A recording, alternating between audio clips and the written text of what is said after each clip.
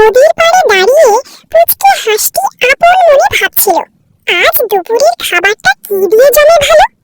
ঠিক তখনই নদী থেকে এক দুষ্টু মাছ ড্যাব ড্যাব করে তাকিয়ে তাকে ভেঙচি কাটলো। মাছের এই কাণ্ড দেখে তো আমাদের পুচকে হাঁস রেগে একেবারে লাল। দাঁড়াও, দেখাচ্ছি মজা। যেমন কথা তেমন কাজ, ঝপাং করে পানিতে ডুব দিয়ে মাছটাকে একদম চাপটে ধরে নদী থেকে ডাঙায় তুলে নিয়ে এলো। খাওয়ার আগে পরিষ্কার পরিচ্ছন্নতা জরুরি। গামলার পানিতে মাছটাকে রেখে সাবান ব্রাশ দিয়ে ঘষে ঘষে একদম চকচকে করে ধুয়ে নিল হাঁসটি।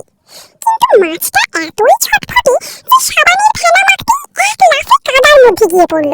হাঁসের তো খাটনি বাড়লই, সঙ্গে নিজের গায়ে কাদা মাখলো। অগত্যা আবার দুজনকে ভালো করে গোসল করতে হলো। এবার নিজের রূপচর্চার পালা। বাথটাবের ফেনা গায়ে মেখে চমৎকার গোসল সেরে হেয়ার ড্রায়ার দিয়ে চুল শুকিয়ে আয়নার সামনে দাঁড়িয়ে মাথায় একটা সুন্দর গোলাপি রঙের বো বেঁধে নিল আমাদের কিউট হাঁস। সব প্রস্তুতি শেষ, এবার রান্নার আসল পালা। গরম তেলের কড়াইয়ে মাছটাকে ছেড়ে দিয়ে ইপিট ওপিট করে দারুণভাবে ভেজে নিল সে। সব শেষে গরম গরম সুস্বাদু সস ছড়িয়ে তৈরি হয়ে গেল মজাদার হুইশাও ফিশ বা রেড ব্রেস্ট ফিশ।